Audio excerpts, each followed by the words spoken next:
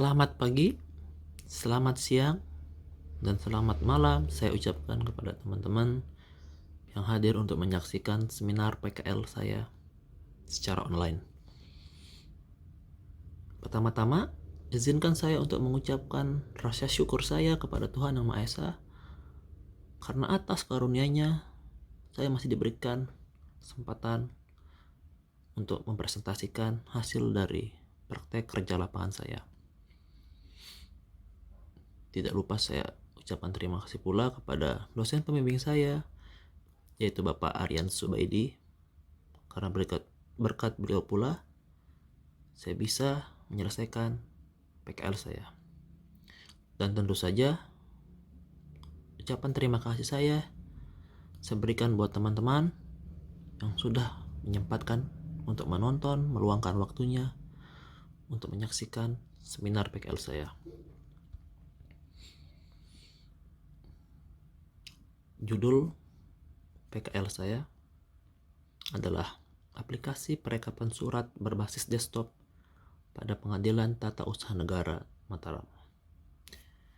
Jadi di sini saya akan menjelaskan sedikit 5 tahapan atau 5 pembahasan yang akan saya jelaskan pada seminar ini, yaitu latar belakang yang pertama, yang kedua rumusan masalah, yang ketiga desain sistem, yang keempat demo aplikasi, dan yang kelima adalah kesimpulan dan saran. Langsung saja kita masuk ke latar belakang. Jadi Pengadilan Tata Usaha Negara Mataram adalah instansi pemerintah sebagai pengadilan tingkat pertama.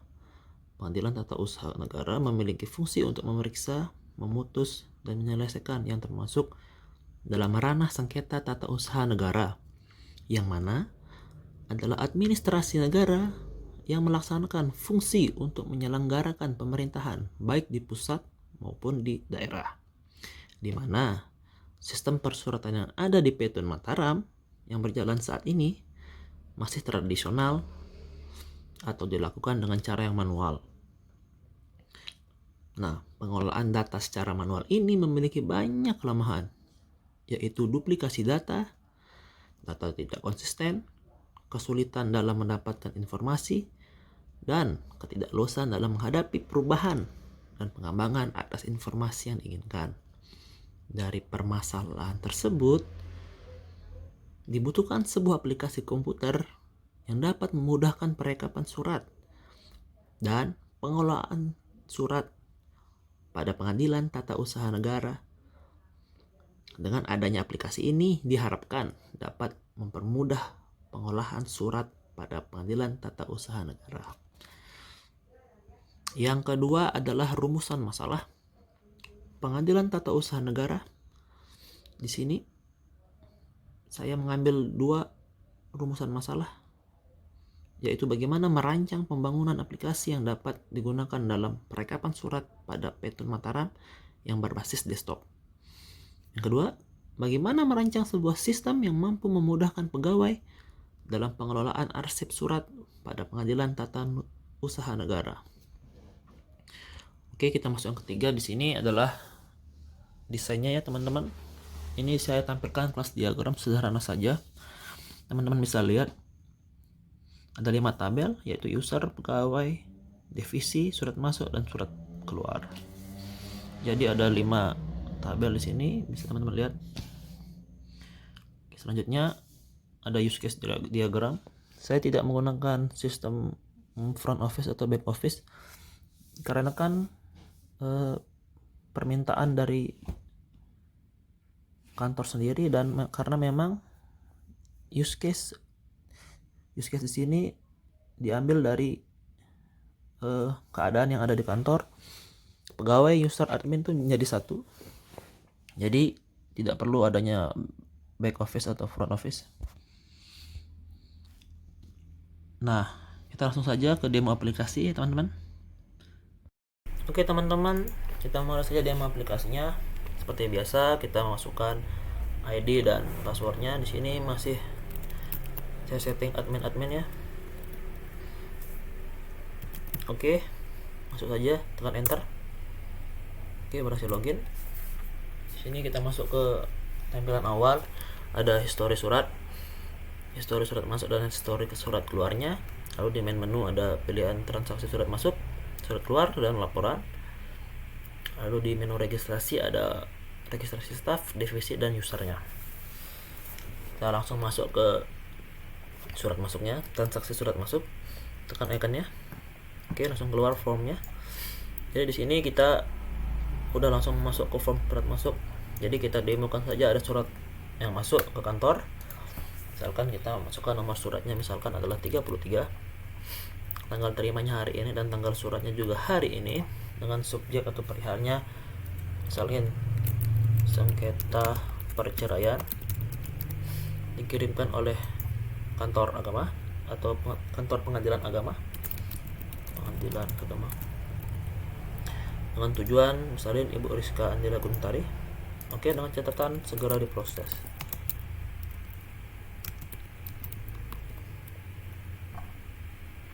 Nah, kita tekan tombol save.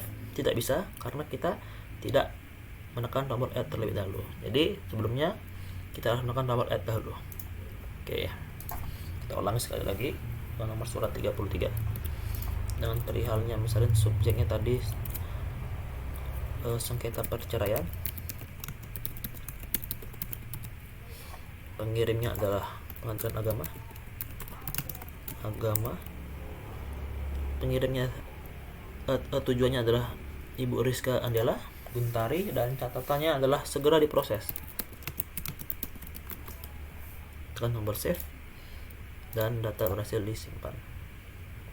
Oke, ini dia. Lalu setelah kita tekan data suratnya, di sini kita bisa update. Nah, kalau update kita bisa langsung saja mengganti. Misalnya kita kan catatannya misalkan jangan lama membalas. Oke, kita update dan berhasil. Ini dia berubah. Misalkan kita ingin mendelete atau menghapusnya, kita delete saja. Oke. Lalu untuk pilihan selanjutnya atau demo selanjutnya, kita bisa mendemokan ini kolom pencarian. Misalkan kita melupakan tentang nomor suratnya atau tahap kapan dia masuk suratnya, tapi kita mengingat dari siapa pengirimnya. Kita coba. Misal kita ingat pengirimnya BPN. Oke. Lakukan pencarian, maka keluar surat sesuai dengan yang kita tulis BPN. Seperti itu. Untuk demo selanjutnya kita mencoba menu cetak disposisi ya, disposisi. Misalkan kita ingin cetak yang ini, langsung saja kita klik menu atau tombol cetak disposisi. Setelah diklik akan muncul seperti ini tampilan untuk cetak lembar disposisinya. Nah, kenapa di sini ada bagian yang kosong? Dikarenakan permintaan dari kantornya teman-teman ya. Jadi saya hanya menyesuaikan saja permintaan dari kantornya. Seperti ini tampilannya. Oke. Seperti itu. Jadi di daftar surat masuknya atau di registrasi surat masuknya sudah habis ya teman-teman. Menunya sudah kita coba semua dan bisa. Oke. Kita close. Lalu kita transaksi surat keluar. Ya, mirip, bahkan sama persis.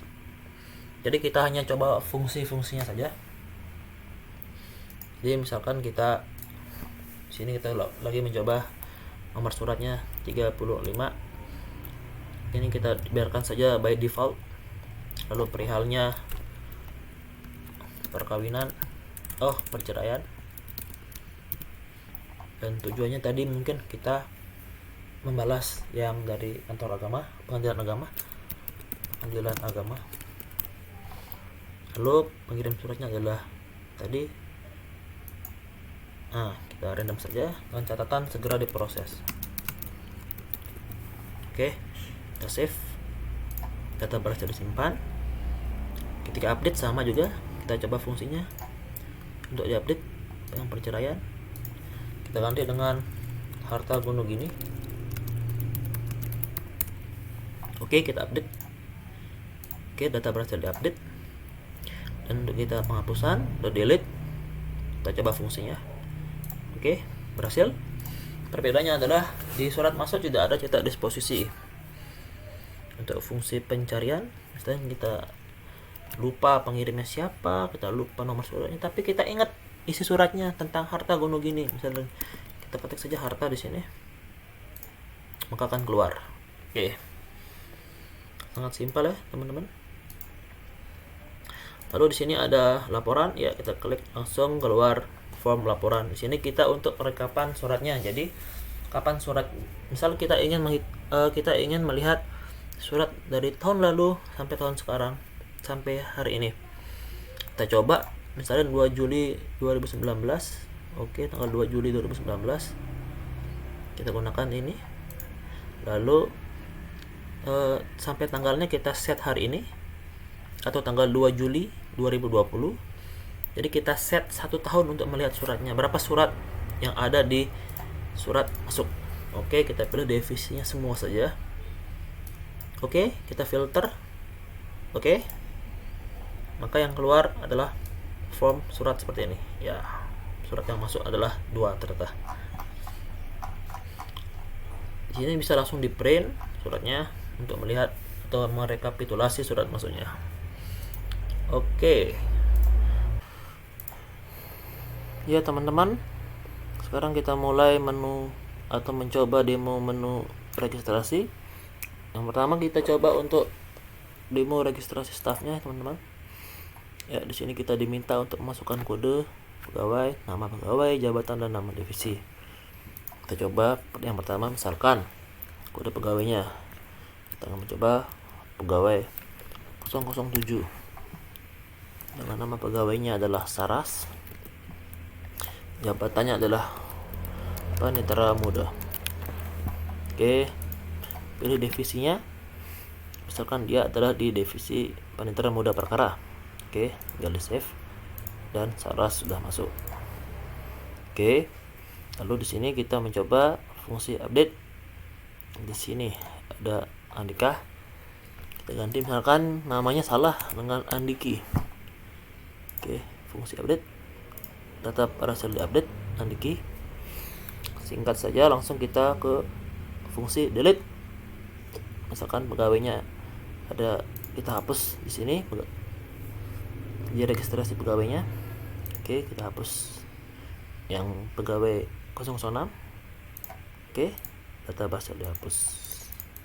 Oke, berjalan ya teman-teman fungsi programnya. Lalu di registrasi divisi. Nah, di sini kita ada misalkan ada divisi baru di kantor, jadi kita bisa registrasi divisinya. Misal kode divisinya adalah divisi 010 atau divisi 10. Nama divisinya adalah komunikasi. Jadi misalkan kita simpan dulu. Oke, berhasil disimpan divisi komunikasi. Lalu kita mencoba untuk fitur update, fungsi update-nya misalnya yang ini. Kita update teknologi atau kita singkat saja dia dengan TI. Kita update. Oke, berhasil di update. Lalu untuk fungsi hapus atau delete-nya kita coba yang ini, fungsi delete. Oke, sudah berhasil dihapus. Oke, sekarang kita masuk ke menu selanjutnya yaitu registrasi user. Di sini ketika ada pengguna baru aplikasi, kita langsung registrasi usernya. Oke, kita tekan tombol new dulu. Kode user langsung auto masuknya. Misalkan di sini penggunanya adalah Saras. Username-nya kita samakan dengan namanya. Bebas sebenarnya, tapi biar lebih mudah kita samakan saja dengan password 123456. Kita ulangi sekali lagi, 123456. Di sini pilihan level admin dan user sebenarnya sama ya. Jadi kantor memang meminta seperti itu, tidak ada perbedaan antara admin dan user. Jadi saya tidak menggunakan sistem back office dan front office. Oke, di sini kita pilih saja dulu admin. Oke, semua data sudah lengkap, kita simpan. Oke, berhasil. Oke, sekarang kita coba menu registrasi user yang baru saja kita input. Kita logout dulu. Oke, kita ulangi menggunakan ID Saras dengan password 123456. Apakah bisa? Oke, bisa. Jadi seperti itulah semua fungsi dari aplikasi ini. Masih sangat sederhana, masih diperlukan penyempurnaan lagi. Mungkin cukup sekian demo aplikasi saya. Kita lanjutkan ke pembahasan selanjutnya. Oke teman-teman, setelah demo barusan, mari kita lanjutkan ke pembahasan berikutnya. Oke, pembahasan berikutnya adalah kesimpulan dan saran. Jadi kesimpulan yang bisa saya ambil adalah yang pertama, aplikasi ini dibangun dan dirancang untuk menggantikan sistem yang lama, yaitu yang masih sangat tradisional seperti tulisan tangan atau dengan menggunakan aplikasi Microsoft Excel. Kedua, aplikasi ini dibuat hanya untuk merekap surat pada Petun Mataram. Ketiga, aplikasi ini dapat menghasilkan output berupa laporan surat pada PTUN Mataram. Yang keempat, dengan dibuatnya aplikasi perekapan surat ini dapat mempermudah dan meningkatkan kinerja dalam pengolahan dan perekapan surat pada PTUN Mataram jadi lebih baik. Oke, untuk saran yang saya terima dari kantor adalah aplikasi ini dibangun hanya sebatas perekapan surat akan lebih baik dan lebih bagus lagi untuk dikembangkan untuk memiliki fitur surat yang lebih atau yang lain seperti input gambar. Jadi diharapkan ke depan atau sarannya ke depan adalah surat ini atau aplikasi ini mampu untuk menginput gambar. Nah, yang kedua, perlunya diadakan pelatihan lagi untuk para pengguna aplikasi ini karena sistem yang lama menggunakan sistem yang manual atau menggunakan Excel. Jadi perlu ada pelatihan untuk penggunaan sistem yang baru ini. Dan yang ketiga, dari segi tampilan aplikasi masih perlu ditingkatkan lagi atau diperbaiki lagi agar lebih menarik dan lebih cantik. Oke, mungkin cukup sekian presentasi PKL atau praktek kerja lapangan saya. Terima kasih saya ucapkan buat teman-teman yang sudah menonton dan melihat hingga akhir video. Selamat pagi, selamat siang, selamat malam, dan salam sejahtera.